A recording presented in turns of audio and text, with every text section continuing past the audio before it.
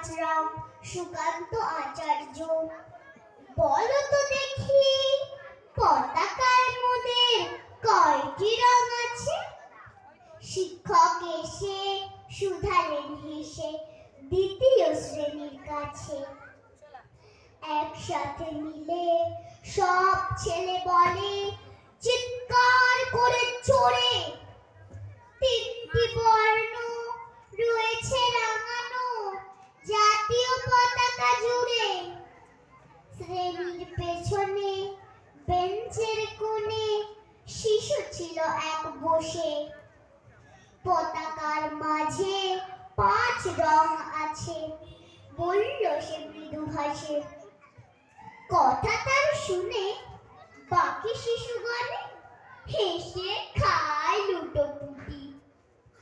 শিক্ষক রেগে বলেন হেঁকে, বোঝাও কি করে 5টি? মাথা নিচু করে ভয়ার্ত স্বরে সরল শিশুটি বলে, ওপরে গেরুয়া মাঝখানে সাদা, সবুজ আছে তার তলে, আর আছে আঁকা গোলাকার চাকা, নীল রং আছে এতে। শিক্ষক বলে, এটিকে ধরলে তবু হচ্ছে 4টে।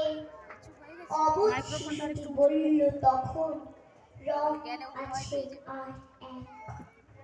লাল লাল ছোপ দাগ দেখা যায় ওই পতাকার মাঝে।